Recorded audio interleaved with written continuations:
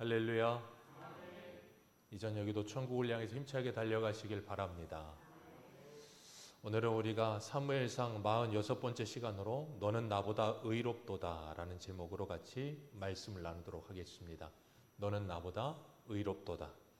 우리가 지난주에는 마음이 찔려 라는 제목으로 같이 말씀을 나누었어요. 다윗은 사울을 죽이려고 하는 그 옆에 있던 사람들의 말을 듣고도 하나님이 기름 부음 받은 자를 내가 건드릴 수 없다면서 그 옷자락을 벤 것만으로도 마음이 찔렸다 그랬어요.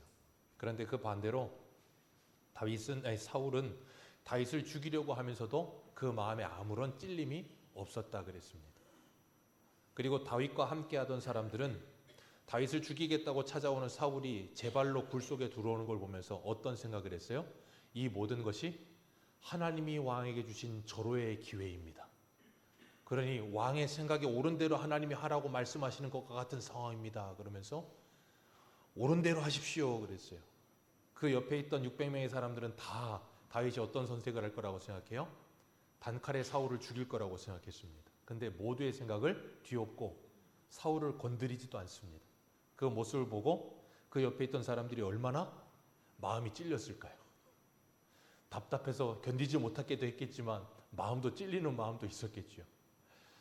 그런 것처럼 우리가 그리스도인으로 살아간다는 건 참 쉽지 않은 선택을 하며 사는 겁니다. 누구든지 다 당연히 할 수 있는 일, 그리고 그 일을 선택해도 아무도 뭐라 하지 않을 일, 그럼에도 불구하고 오전에 말씀드린 것처럼 모두가 다 예스라고 말을 해도 하나님이 노라고 하시면 노라고 선택하는 길, 그게 신앙의 길이라고 말씀을 드렸어요. 그래서 그런 이 길을 갈 수 있는 사람은 은사를 받아야 돼요.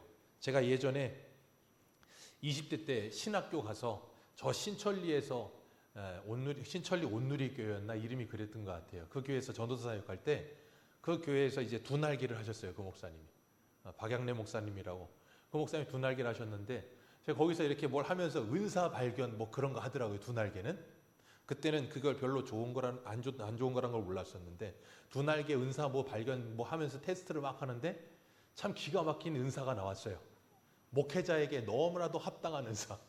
무슨 은사가 나온지 아십니까? 수많은 은사가 있을 거 아닙니까? 은사도 어떻게 저는 그런 은사는 들어보도 못했어요. 은사가 뭐가 나왔냐면 자발적 고난의 은사. 고난을 사서 당하는 은사. 고난의 길로 알아서 뛰어들어가는 은사. 참 그거 은사라는 그 은사 무슨 테스트 막 하면서 체크해갖고 나왔는데 그거 보자마자 짜증이 확 밀려오는 거예요. 아니 목사 되려고 지금 신학교 다니면서 전도사하고 있는데 은사라고 발견된다는 게 자발적 고난의 은사라니 이런 말도 안 되는 은사가 어딨냐고 막 그랬는데 여러분 그리스도인으로 산다는 건 누가 시키지 않아도 자발적 고난으로 들어가는 길입니다. 왜냐하면 주님이 가신 십자가의 길이 그 길이거든요. 그 길로 갈 수밖에 없어요. 안 갈 수가 없어요. 누구든 다 고난받지 않는 길로 갈 수 있는 선택의 길, 넓은 길이 있습니다. 그런데 생명의 길은 좁은 길이라고 주님 말씀하세요. 어쩔 수가 없습니다. 다윗은 그 마음에 찔림이 있었기 때문에 다른 사울을 향해서 그런 해코지를 하거나 보복하지 않았어요. 어떻게 한 주 동안 살아오시면서 가정에서 일터에서 다른 사람들과의 관계에서 다른 사람들에게 안 좋은 말을 하거나 행동을 하거나 해코지하면 마음이 찔림이 있어서 회개하며 사셨습니까? 아니면 다른 사람들에게 해코지하거나 나쁜 말을 하거나 나쁜 생각을 품고도 그게 당연하다고 생각하며 살아오셨습니까? 우리의 마음이 사울과 같이 딱딱해져 버린 마음이 아니라 다윗과 같이 부드러운 마음이 되기를 주님의 이름으로 축복합니다. 지난주에 다윗이 우리가 봤던 말씀처럼 8절을 보면 우리 8절 같이 한번 읽어볼까요? 8절입니다. 같이 한번 읽어봅니다. 24장 8절입니다. 시작. 그 후에 다윗도 일어나 굴에서 나가 사울의 뒤에서 외쳐 이르되 내 주 왕이여 하매 사울이 돌아보는지라 다윗이 땅에 엎드려 절하고. 아멘. 다윗이 사울을 뭐라고 부르고 있어요? 내 주 왕이여 하고 그 땅에 엎드려서 뭐합니까? 절을 합니다. 그리고 11절을 보면 다윗이 사울에게 뭐라고 불러요? 내 아버지여 라고 부르고 있어요. 내 주 왕이여 라고 부르고 있고 11절에서는 내 아버지여 라고 부르면서 다윗이 지금 사울을 향해 뭐하고 있어요?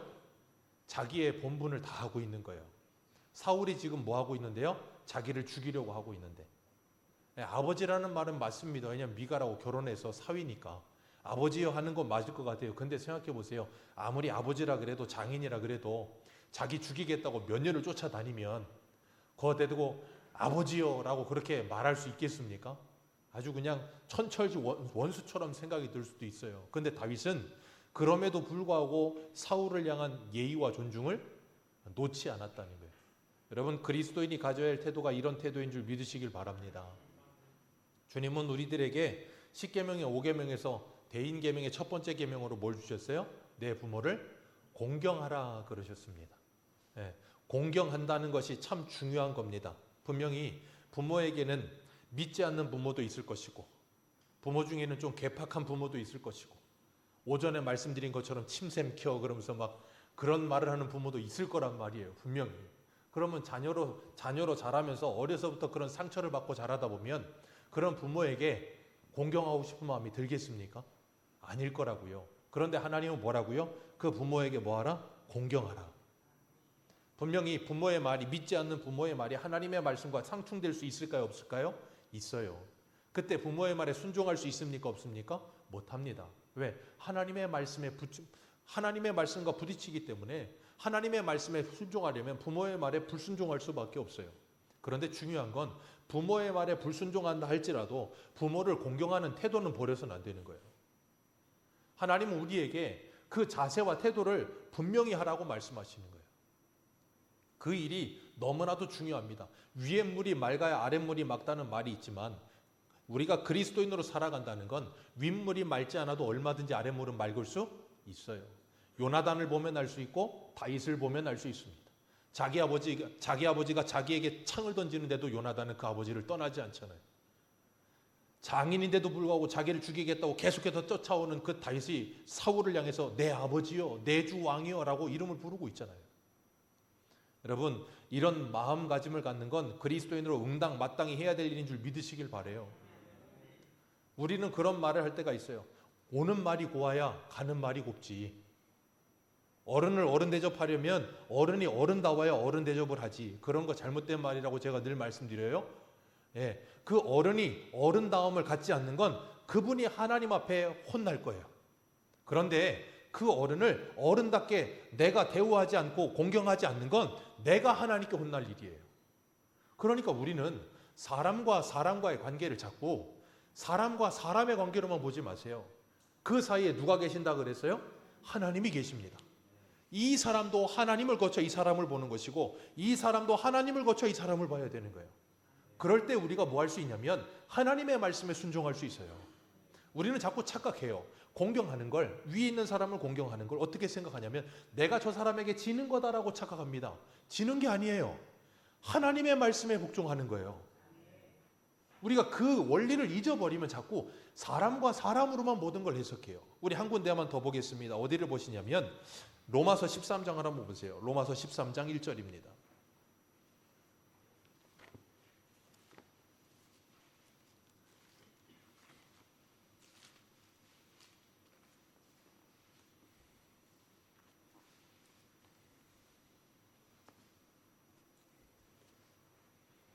로마서 13장 1절에서 4절입니다. 우리 같이 읽겠습니다. 시작. 각 사람은 위에 있는 권세들에게 복종하라. 권세는 하나님으로부터 나지 않음이 없나니 모든 권세는 다 하나님께로부터 정하신 바라. 그러므로 권세를 거스르는 자는 하나님의 명을 거스름이니 거스르는 자들은 심판을 자취하리라. 다스리는 자들은 선한 일에 대하여 두려움이 되지 않고 악한 일에 대하여 되나니 내가 권세를 두려워하지 아니하느냐? 선을 행하라. 그리하면 그에게 칭찬을 받으리라. 그는 하나님의 사역자가 되어 내게 선을 베푸는 자니라.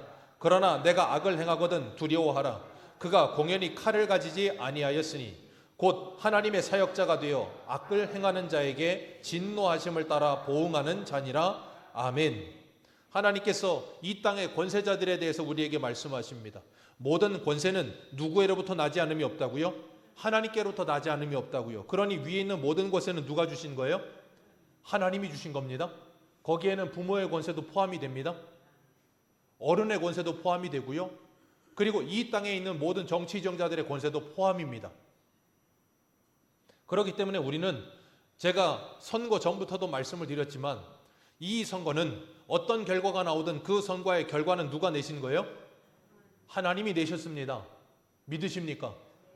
그걸 믿으신다면 그 모든 권위 앞에 우리는 뭐 할 수 있어야 돼요? 순복할 수 있어야 되는 거예요. 왜요? 그 권위에 순복하는 게 아니라 누구의 권위에 순복하는 거예요? 하나님의 권위에 순복하는 거예요. 그게 올바른 그리스도인이에요. 그런데 오늘날은 어쩌자고 기독교가 더 앞장서서 자꾸 분열을 조장하는지 모르겠어요. 극우와 극좌로 달려가면서 양극단으로 달려들어가려고 그래요.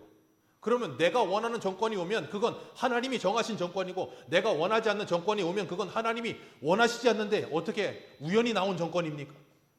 왜 그런 이상한 논리를 가지십니까? 여러분 기억하세요. 하나님은 선인도 사용하시고 악인도 사용하십니다. 아멘이십니까? 잠언 16장에 뭐라 그래요? 악인도 악한 날에 쓰임에 적당하게 하나님이 지으셨느니라. 여러분 예수 믿는 사람만 대통령 돼야 됩니까? 우리나라 역대 대통령 중에 예수 믿는 장로님이 2분이 되셨죠. 2분이 대통령 되셔서 아주 그냥 어찌됐든 장로님 대통령 되셔서 나라가 어떻게 살만해지셨습니까? 예수 안 믿는 사람이 대통령 되면 나라가 안 살만해집니까? 여러분 그런 1차원적인 유치원생 같은 원리를 벗으세요. 그런 논리에서 벗어나지 않으면 자꾸 이상한 사람들이 사람들을 호소해서 막 그냥 때로 그냥 끌고 가서 이상한 짓거리를 하는데 거기 다 우르르 몰려가는 거예요. 분별을 해야죠. 적어도 그리스도인이라면. 왜요? 하나님은 뭐라 그러셨습니까? 로마서 12장 2절에 이 세대를 본받지 말고 변화를 받아 그 마음이 새롭게 되므로 하나님을 기쁘시게 할 것이 무엇인가를 분별하라. 생각하고 고민을 하라는 거예요. 그러지 않으면 자꾸 다른 길로 가게 되어 있어요. 우리 한 군데만 더 보겠습니다. 베드로전서 2장을 한번 보세요. 베드로전서 2장입니다. 베드로전서 2장 18절.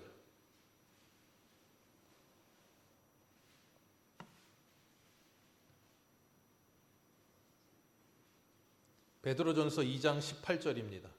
18절에서 21절 우리 같이 읽겠습니다. 시작. 사환들아 범사에 두려워함으로 주인들에게 순종하되 선하고 관용하는 자들에게만 아니라 또한 까다로운 자들에게도 그리하라.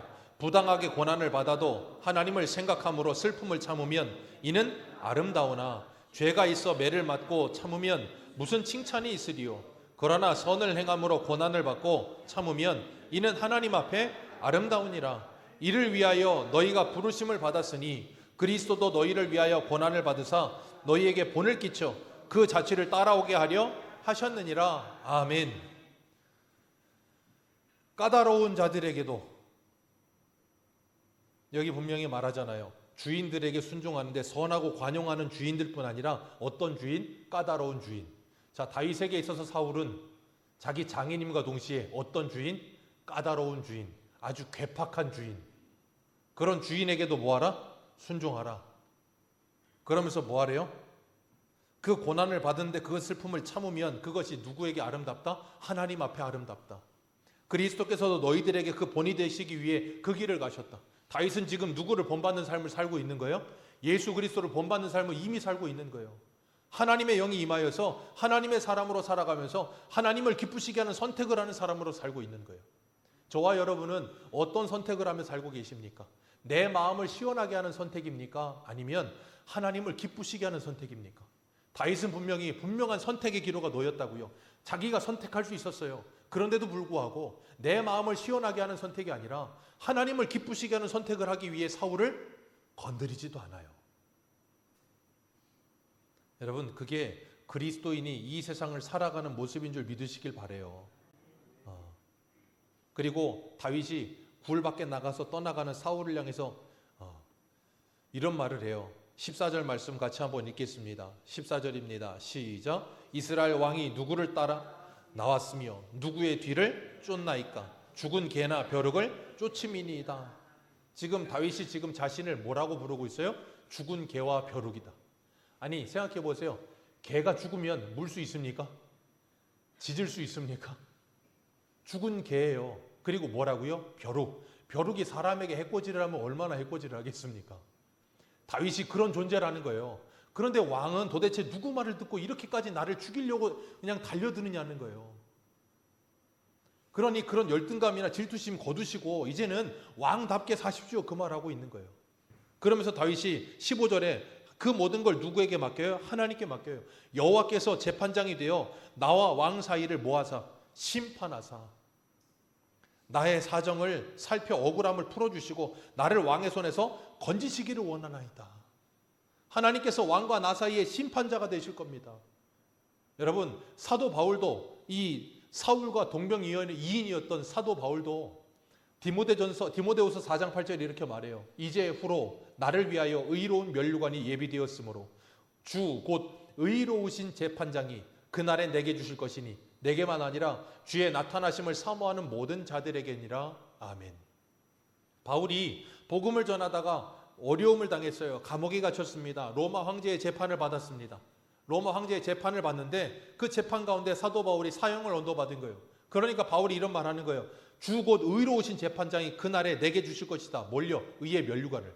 지금 이 세상의 불의한 재판관은 나에게 사형을 언도하지만 의로우신 재판관은 모든 것을 정확하게 판단하시고 나에게 의로운 면류관을 주실 것이며 나뿐만 아니라 나와 같은 이런 길을 가는 사람들 모두에게 그 의로운 면류관을 주실 것이다. 나는 그 하나님을 믿는다. 그 믿음을 가지고 하나님께 모든 판결을 맡겨드리는 거예요. 바울이 그랬고 오늘 다윗이 그런 거예요. 그렇게 살아가면 세상 사람들은 뭐라 그럴까요? 아유, 저거 바보. 저거 힘이 없으니까 저런 소리 하지. 힘 있어봐. 멍청하니까 힘없고 아무것도 백도 없고 아무것도 없으니까 저런 소리 하는 거지. 힘 있어봐 뭐 저런 소리 하겠어? 복수하거나 보복하거나 어떻게 하겠지? 아니요.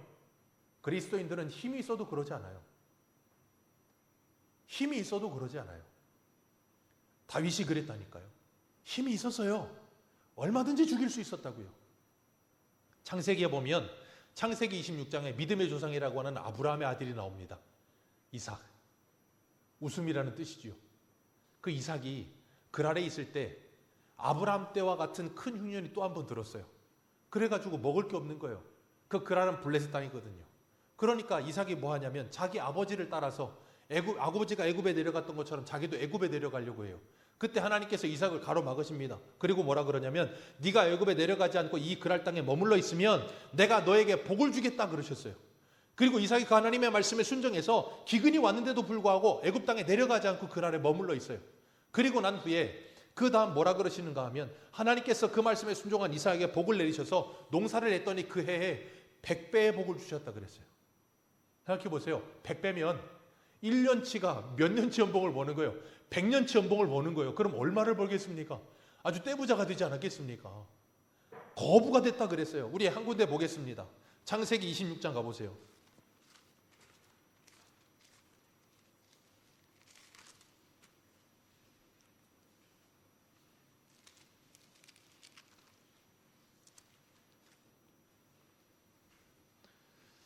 창세기 26장 12절부터 14절입니다. 12절부터 13절 같이 두 절 읽습니다. 시작. 이삭이 그 땅에 농사하여 그 해에 100배나 얻었고 여호와께서 복을 주심으로 그 사람이 창대하고 왕성하여 마침내 자, 이삭이 어떻게 됐다고요? 창대하고 왕성하여 마침내 거부가 됩니다. 그 말은 거부가 됐다는 건 돈만 많았다는 게 아니죠. 그가 거느리는 식솔들이 엄청났다 그 말이에요. 그런데 참 재밌는 건 사람은 남잘 되는 꼴을 못 봅니다. 그 다음 절 14절에 보면 블레셋 사람이 그를 뭐합니까? 시기합니다. 왜요? 저놈 100배의 복을 받으니까 열받는 거예요. 그러니까 화가 나가지고 이 고약한 사람들이 뭘 합니까? 15절을 같이 한번 읽습니다. 시작. 그 아버지 아브라함 때 그 아버지의 종들이 판 모든 우물을 참 너무 고약한 사람들. 이 이스라엘 광야는 물이 귀해요. 우물이 필요해요. 그러면 아니 이 우물을 막으면 누구도 못 먹어요. 아니 자기들도 못 먹어요.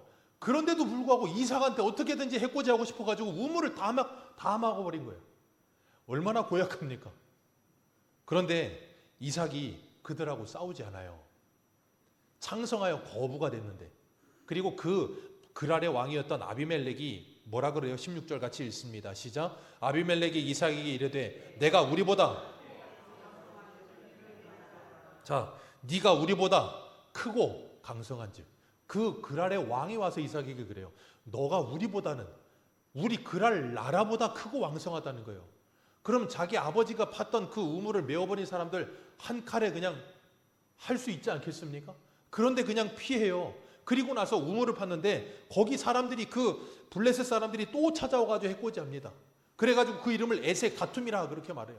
그리고 또 피해요. 또 피해서 우물을 팠더니 거기 또 따라와서 또 해코지합니다. 그래서 시딤이라고 어디예요? 신나라고 이름을 짓습니다. 신나 대적한다는 뜻이에요. 그리고 또 옆으로 옮겨가지고 또 우물을 팝니다. 그랬더니 거기에서는 또 찾아와고 거기서 해코지를 하지 않아요. 그랬더니 이름을 르호봇이라고 줬어요. 장소가 넓다 그 말이에요. 그러니까 생각해 보세요.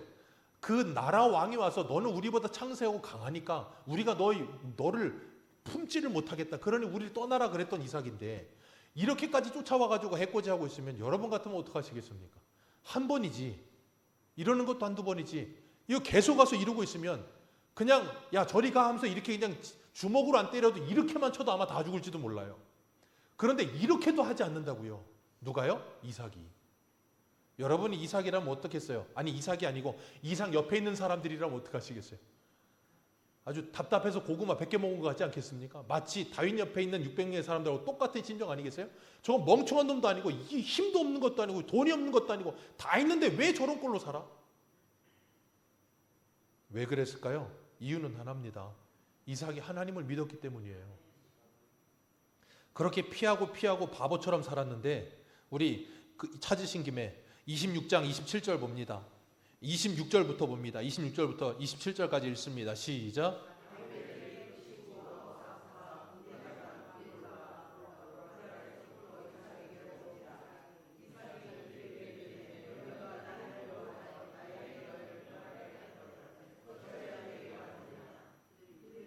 네, 거기까지만 읽습니다. 자, 아비멜렉이 누굴 찾아가요? 이삭 찾아갑니다. 16절에서 뭐라 그랬어요? 15절 몇 절이에요? 16절에서 우리보다 크고 강성하니까 우리를 떠나라 그랬던 그 아비멜렉이 찾아온 거예요. 그랬더니 이삭이 하는 말이 뭐예요? 왜 찾아왔냐? 가라 그러더니. 그랬더니 28절에 뭐라 그래요? 28절 같이 읽습니다. 시작. 그들이 이르되 여호와께서 너와 함께 계심을 우리가 분명히 거기까지만 읽습니다. 다시 한번 읽습니다. 시작. 그들이 이르되 여호와께서 너와 함께 하심을 우리가 거기까지만 읽습니다.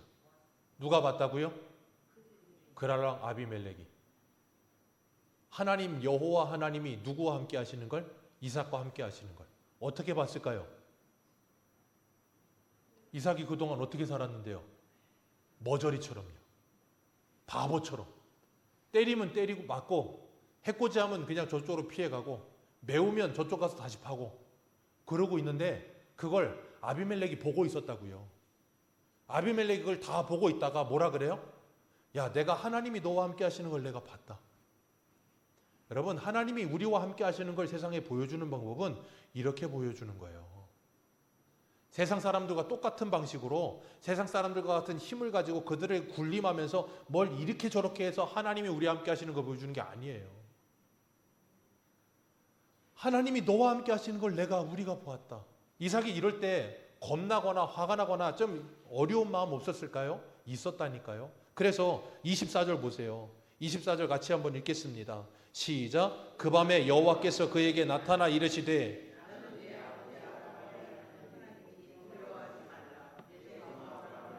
내가 너와 함께 있어 내게 복을 주어 내 자손이 번성하게 하리라 하신지라. 아멘. 하나님께서 이삭에게 꿈에 나타나셔서 뭐라 그래요? 나는 네 아버지의 하나님이니 두려워하지 말아라. 오늘 오전에도 말씀하셨잖아요. 두려워하지 말아라. 왜요? 내가 너와 함께한다. 이건 창세기부터 계시록까지 계속되는 레파토리예요. 하나님이 하나님의 사람들을 택하시고 이 세상에 살게 하시면서 왜요? 사람이에요, 우리는. 그렇기 때문에 두려움이 있을까요, 없을까요? 있다니까요. 두려움 없으면 거짓말입니다. 두려움은 누구에게든 있어요. 낙심되는 일도 있을 거예요. 이런 일 찾아왔을 때 아우 저거 성격 같아서는 그냥 한 주먹에 그런 마음이 안 들 수가 없어요. 사람인데요. 혈기가 어떻게 없습니까? 바보도 아니고. 있어요. 있는데 하나님이 그런 이삭에 찾아오셔서 두려워하지 말라는 거예요. 내가 너와 함께 해주겠다는 거예요. 그리고 이삭은 그 하나님의 말씀을 믿고 순종하며 살았더니 그 하나님이 함께 하시는 것이 옆에 사람들에게 보여졌더라. 베드로전서 3장에 보면 여인들에게 말씀하세요. 아내들아, 네 남편에게 복종하라. 그러면서 네가 전하는 말로 말미암지 않더라도 너희들의 행위를 보므로, 그런 표현이 나와요. 여러분, 우리가 이렇게 다윗처럼 멍청하게 살고 이삭처럼 멍청하게 살잖아요. 옆에 사람들이 다 손가락질합니다. 저거 바보야 저거. 아우 저거 사람이 좋아서 저거 요즘 세상에 저렇게 살면 저거 그냥 사람들한테 이용만 당하고 멍청하지 저거 저렇게 살아도 되겠어? 여러분, 성도는요 바보는 아니에요. 다 아는데 그렇게 사는 거예요. 모르면서 살면 바보죠. 알아요. 그러니까 성도는 순수한 사람들이 아니에요. 여러분 제발 순수하지 마세요. 바보죠. 그건 순수한 건. 순결하셔야 돼요. 다 아는데 순결을 지키는 거예요. 그게 성도예요. 몰라서 그렇게 살겠습니까? 아니라고요. 얼마든지 할 수 있는 능력도 있어요. 계시록 13장 보세요. 드 증인이 어떡합니까? 입에서 불을 뿜을 수 있는 능력이 있어요. 하늘에서 하늘 벼락을 칠 능력이 있는데도 불구하고 그 불을 뿜지 않고 대적들에게 죽임을 당하잖아요. 왜 그럴까요? 바보라서요? 아니요. 주님이 가신 길을 가기 때문에 그런 거예요. 우리 주님이 그러셨잖아요. 잡혀가시면서 뭐라 그래요? 베드로에게 말고의 길을 붙여주시면서 이것까지 참으라. 너는 내가 지금 하늘을 명하여 12영 더 되는 영을 보내서 이거 다 쓸어버릴 능력이 없는 줄 아느냐? 내가 그렇게 하면 내 아버지의 말씀이 이루어지겠느냐? 그러니 나는 그럴 수 있는 능력이 있고 모든 걸 알고 있음에도 불구하고 이 길을 간다예요. 왜 자꾸 순수하게 살려고 하세요? 다 아셔야 돼요. 산전, 수전, 공중전을 겪으면 다 아셔야 됩니다. 알되 알면서도 그 길을 가지 않는 거예요. 그게 멋있는 거예요. 순수한 사람은 모르다가 알면 2배는 더 갑니다. 그럼에도 불구하고 이삭은 그걸 참아냈고요. 그럼에도 불구하고 다윗도 그걸 참아내는 거예요. 그럼에도 불구하고 사도 바울도 에베소에서 자기를 괴롭게 하며 맹수와 같이 자기를 물어뜯던 그 사람들과 뭐라 그랬어요? 내가 세상 사람과 똑같이 그들과 싸우지 않았다. 여러분, 사도 바울 성격이 어마어마합니다. 다혈질이에요. 마가 때문에 바나바하고 대판 싸우는 거 보세요. 저는 그 부분 보면서 그런 느낌을 가졌어요. 야, 바울이 정말로 대단한 대사도지만 인격적으로는 조금 그렇다. 왜요? 바나바가 어떤 사람입니까? 자기가 사울이다가 바울 되고 난 후에 저 자기 고향 다소가 있을 때 거기까지 찾아가서 데리고 와서 안디옥에서 같이 사역했던 사람이 바나바예요. 예루살렘에서 사람들이 바울 상종도 안 해주던 거 바나바가 가서 바울이 이렇게 은혜 받아서 이런 사람이라고 대변해주면서 바울을 호소해주던 사람이 바나바예요. 그러면 그 정도로 자기를 위해서 애쓰던 사람이면 마가가 가다가 중간에 좀 돌아와서 마음에 안 들었어도 이런 바나바가 그렇게 부탁을 하면 그냥 웬만하면 모른 척하고 가줄만도 한데 그 대판 싸우고 헤어지는 거 보면 대단합니다. 나중에는 편지 보내서 마가를 데려와라 그런 말을 하지만 어쨌든 대단한 바울이거든요. 근데 그 바울이 유대인들하고 안 싸워요. 왜요? 자기가 유대인일 때 했던 짓을 알거든. 쟤들이 왜 저러고 있는지를 알아. 모르는 게 아니야. 아니까 어때요? 아니까 불쌍한 거예요. 여러분, 우리를 향해서 해코지 하는 사람들을 모르잖아요? 불쌍하지 않아요. 그냥 미워요. 짜증나고 밉고 나한테 때리면 2대 때리고 싶어요. 근데 알잖아요? 알면 불쌍해요. 왜? 제가 지금 몰라서 저러는구나.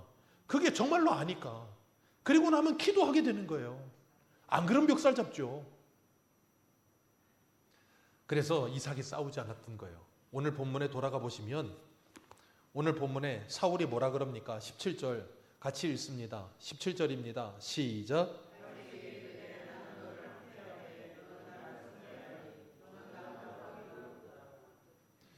이 얼마나 멋있는 말입니까? 다윗이 이 말을 들으려고 했겠습니까? 아니요. 이 말을 들으려고 했던 거 아니에요. 그냥 하나님의 마음을 가지고 사울을 긍휼히 여겼을 뿐인데 시간이 지나 보니 사울이 뭐라 그래요? 이런 말을 하고 있는 거예요. 이삭이 하나님이 너와 함께 하신다는 걸 세상 사람에게 나는 보여줘야지 그러고서 막 작정하고 그러고 있었습니까? 아니요. 그냥 하나님의 말씀을 따라 하루하루 살았을 뿐이에요. 그런데 옆에서 지켜보던 사람들이 그 모습을 보고 야, 정말 너는 정말 하나님이 함께하는 사람이구나. 야, 너 진짜 예수 믿는 사람 맞구나. 내 너 보니까 정말 예수님이 하나님이 살아계신다는 걸 내가 알겠다. 여러분, 적어도 우리가 세상에 그런 걸 보여줄 수 있는 사람이 되어야 되는 거예요. 나는 너를 학대하는데 너는 나를 선대하니 이 바보야, 멍청이냐가 아니고 너는 나보다 의롭도다. 여러분, 이게 바로 성도의 승리예요. 우리가 이 세상에서 승리하는 길은 이렇게 승리하는 거예요. 주님께서 이렇게 승리하셨어요. 주님께서 이 길을 가시면서 십자가의 길을 걸어가시면서 주님께서 능력이 없으셨다는 게 아니었잖아요. 그런데 이사야 53장 말씀처럼 도수장에 끌려가는 양같이 그냥 아무 말 없이 그 길을 가셨어요. 그리고 그 모든 멸시와 조롱과 침뱉음과 따귀와 모든 걸 다 맞으시고 십자가에 달려 죽으셨습니다. 그리고 나서 이런 말이 나와요. 우리 마가복음 15장 가봅니다.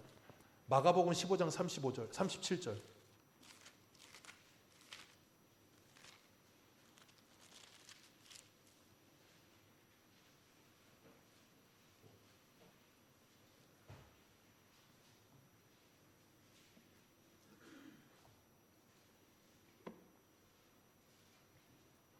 마가복음 15장 37절 읽습니다. 시작. 예수께서 큰 소리를 지르시고 숨지시니라. 이에 성소 휘장이 위로부터 아래로 찢어져 둘이 되니라. 예수를 향하여 섰던 백부장이 그렇게 숨지심을 보고 이르되, 누가요? 백부장이요. 이 사람 예수 믿는 사람 아니에요. 그냥 로마 백부장입니다. 근데 그 사람이 이 일련의 모든 일을 다 지켜보고서 예수님이 십자가에 돌아가셨을 때 그 모습을 보고 뭐라 그랬다고요? 이 사람은 진실로 하나님의 아들이도다. 사울이 다윗에게 너는 나보다 의롭도다. 블레셋 그랄 왕 아비멜렉이 이삭에게 하나님이 너와 함께 하시는 걸 내가 보았다. 여러분, 우리가 이런 믿음의 길을 걸어가야 될 줄로 믿습니다. 주님은 우리에게 이 믿음의 길 걸어오라고 우리에게 초청하고 계시는 거예요. 그리고 우리가 그 길을 걸어갈 때 쉽다고요? 어렵다고요? 어렵습니다. 두렵습니다. 그래서 기도하는 거예요. 그래서 주님께서 우리에게 찾아오셔서 뭐라 그런다고요? 내가 너와 함께한다. 두려워하지 말아라. 거꾸로 뜨림을 당해도 망하지 않는다. 걱정하지 말아라. 내가 책임지겠다라고 말씀하시는 거예요. 그리고 사울이 18절에 오늘 본문 18절에 보면 내가 나 선대한 것을 오늘 나타냈나니 여호와께서 나를 내 손에 넘기셨으나 내가 나를 죽이지 않았다. 사람이 원수가 자기 손 안에 있는데 어떻게 평안히 보나겠느냐. 근데 너는 나를 그렇게 선대했다. 그러니 하나님이 너에게 복을 주시기를 원한다. 그러면서 다윗을 축복합니다. 그리고 이런 말을 해요. 20절, 오늘 본문 20절 같이 읽습니다. 시작.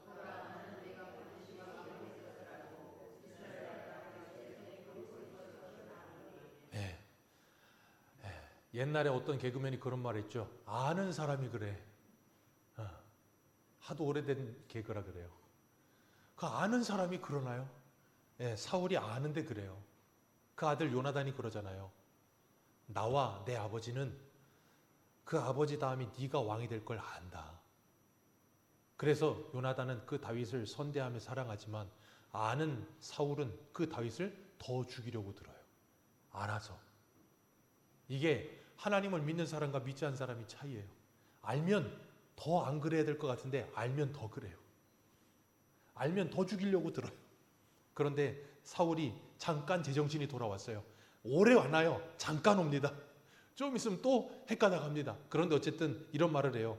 내 다음은 네가 왕이 될 걸 내가 안다. 그러면서 뭐라 그래요?